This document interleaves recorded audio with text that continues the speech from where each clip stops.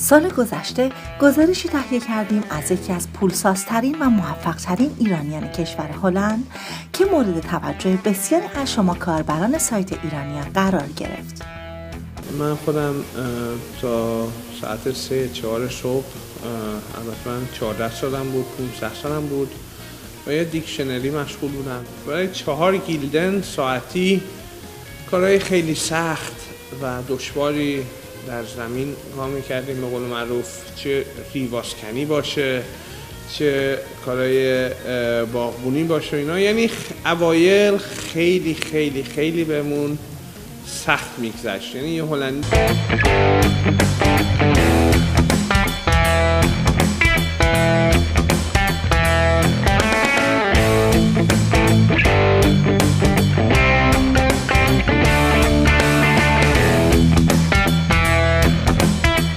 به قصر خانواده عظیمی در جنوب هلند رفتیم و با این خانواده موفق مصاحبه‌ای داشتیم.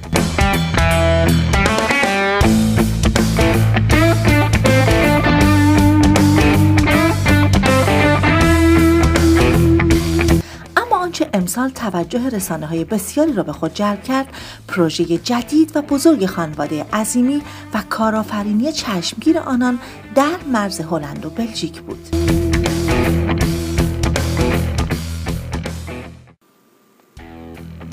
خبر راه‌اندازی یک هتل 90 خوابه توسط یک ایرانی به سرعت گسترش یافت و ما نیز در مراحل ابتدایی آغاز به راه‌اندازی هتل به آردنبورگ سفر کردیم و با ساختمان متروکه‌ای که سالها به حال خود رها شده بود روبرو شدیم. محوطه بزرگی که راه‌اندازی آن در عرض چند ماه به نظر کار بسیار سختی می رسید. کاری که خانواده عظیمی تصمیم داشتند با کمک و همراهی هم به انجام برسانند.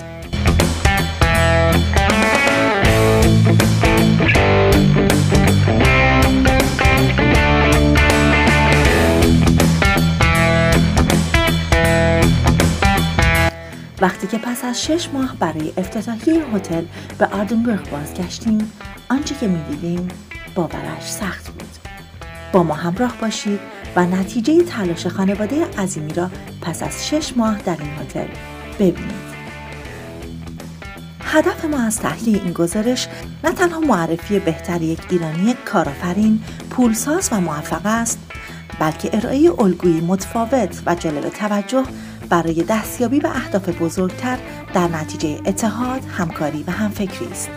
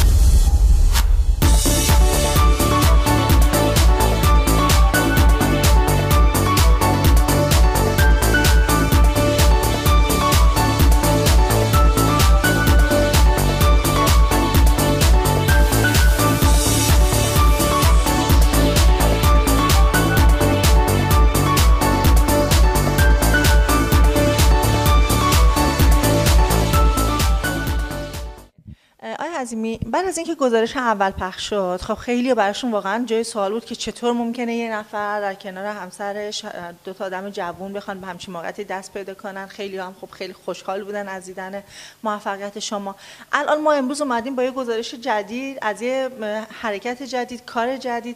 یه ذره برامون توضیح بدین چه ایده‌ای پشت اینه، امشب چه شبیه و بینندگانمون بیشتر مطلع کنیم. اینجا هتل الدرسخانس در شهر آردنبورگ در استان زیلند. سعی و کوشش شبانه روزی خودمون، یعنی روزی 20 ساعت کار، 6 ماه پی در پی پشت سر هم با پشتکاره برادرم ساسان و پشتیبانی پدر و مادر عزیزمون، ما تونستیم این پروژه رو جلو ببریم. خیلی زحمت کشیدیم، خیلی هم کار سختی بود، یعنی شوخی نیست. 40,000 متر مربع همچین هتلی در شهر آردنبورگ که این هتل قبل ما 12 سال خالی بوده. بله، البته این آردنبورگ خودش دهکده کوچیکیه که 2400 نفر جمعیت داره. شهر اسلایش که 4 کیلومتر از اینجا فاصله داره، این هم 2400 نفر جمعیت داره، ولی سالی 4 الی 5 میلیون توریست میاد. این موقعیتی که این شهر داره اینه که از اینجا تا بروژ بلژیک 10 الی 15 دقیقه راهه، از اینجا تا بروکسل 1 ساعته، از اینجا تا آمستردام 3 ساعته، از اینجا تا پاریس هم 3 ساعته. واقعا اینجا شبانه روز کار کردیم، خیلی پروژه سنگینی بود و همچین چیزی رو نمیتونی تنها بکنی و بیشتر از همه هم برادرم تلاش کرد و همیشه پدر مادر که ما رو به قول این هلندیا خوب پشتیبانه مان، همیشه در کنارمان و همسرای گلمون، چه همسر من چه همسر ساسان. ما خودمون الان 20 سال هلندیم و این یکی از پروژه‌مونه، به جز پروژه‌های شرکت تلفن و رستوران و چند تا پروژه دیگه‌ای که داریم و سعی و تلاشمون میکنیم که جایی بتونیم برسیم. من هلند هم جای خوبیه واسه این پروژه‌هایی که پیاده میتونیم. راستش این هتل در 200 متری قصر الدرسخانس هستش که ما ساکنیم اونجا و 12 سال بود همینجوری خالی بود و کسی نمیخواست دستشو بسوزونه با این هتل. ما اینجا وضعیت وحشتناک بود، سقف اینا هیچی نداشت. اینجا تو این هتل اسبم نگه می داشتن، به ما میگفت. تغییرات و تحولات زیادی پیدا شده و ما واقعا شب و روز سنگ تموم گذاشتیم که این من خودم تقریبا یه 10 کیلو وزن لاغر کردم، یعنی شانس خوبی شد واسه ما که همینجا اتوماتیک وزن کم کنیم. ولی خب خیلی سخت بود و تغییر شغل نیست، چون این بیزنس هایی که داریم اونا رو همش رو داریم سر جاش. این پروژه رو الان راه انداختیم به جز پروژه هایی که داشتیم به قول معروف و ما برنامه زیادی داریم که امیدواریم در آینده نزدیک بتونیم به اجرا بذاریم. تدارکاتی دیدیم واسه هتل‌های دیگه که امیدوارم در آینده نزدیک بتونیم سوال بعدی که دارم اینه که آیا چقدر طول کشید همه این کارها که شما انجام بدید؟ ما این پروژه رو اول ژانویه 2015 خریدیم و الان که وسطای ماه سپتامبر به قول معروف، اواخر ماه سپتامبر، ما یه 7 ماهی شبانه روز که بگی روزی 20 ساعت رو این پروژه کار کردیم و بعد 6-7 ماه این پروژه رو به اتمام رسوندیم و واسه منطقه هم خیلی خوب بود، چون واسه اشتغالیابی و اینا خیلی شرکت‌های مختلفی از منطقه اینجا به قول معروف کار کردن و خیلی جالب بود واسه شرکت‌های ما. خانوادگی هم سعی و تلاشمون اینه که با سعی و تلاش خودمون ایرانی‌ها رو سربلند کنیم، مایه افتخار ایرانی‌ها باشیم و امیدوارم که تا جایی که ما میتونیم این کار انجام بشه. So tonight was a complete success. It was very busy. There were so many local people. They came to see our hotel when it's finished. participation with the family, it was so good. We all worked together. We worked very hard. Now it's finished. Say something about your experience with this participation with your husband and the family, and we also know that you have a newborn baby. Yes, I had a baby. She's 7 months old now. So we all worked together on the hotel. My brother-in-law, he did a lot of work outside the hotel. Who? Sasan. He was Sasan. very busy with that. My husband, of course, was very busy with the staff. And I did a lot of the inside work. And a lot of people helped us, so we're very happy.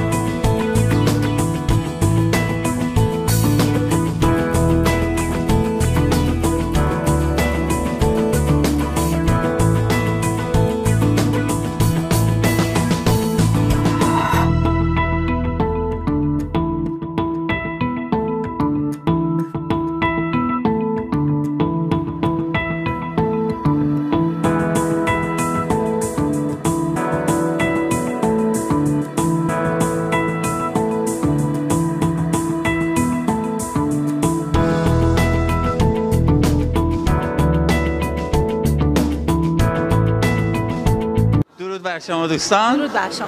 امیدوارم که هر جا که هستین خوب و خوش باشین. امروز در شهر آردنبورگ هستیم، در نزدیکی مرز بلژیک و هلند.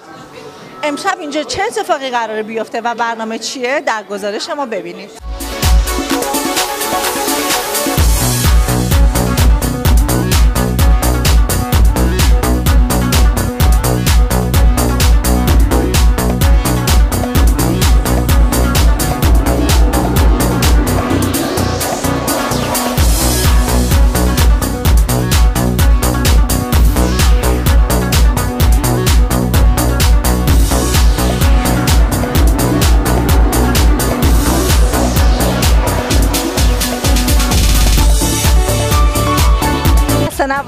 سلامت باشین، خیلی ممنون لطف کردین. امروز روز بازگشایی هتل الدرسخانس. ایدرم ویلکم این هتل. خلاص جای ایرانی خالی.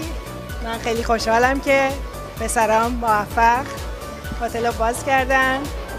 انشالله که براشون آرزوی موفقیت دارم همیشه. یه سوال دارم خانم عظیمی، خیلی از کسایی که گزارش اول ما رو دیدن در مورد عظیمی ها و موفقیتشون، شاید یکی از سوالایی که داشتن و دوست دارن بدونن، مادرهایی که الان اینجا هستن و بچه‌هاشون، راز شما چیه؟ بچه‌هاتون چطور تونستن در اینجا به این موفقیت از نظر خودتون دست پیدا کنن؟ والا راز که چه عرض کنم، ولی فکر کنم پدر مادرها بهتره که همیشه پشت سر بچه‌هاشون باشن. ما هم که همیشه سعی کردیم پشت سرشون ایستادیم و همکارشون شدیم، با هم دیگه هارد ورکر به اصطلاح میگن هلندیا، سخت با هم دیگه کار کردیم شبانه روز.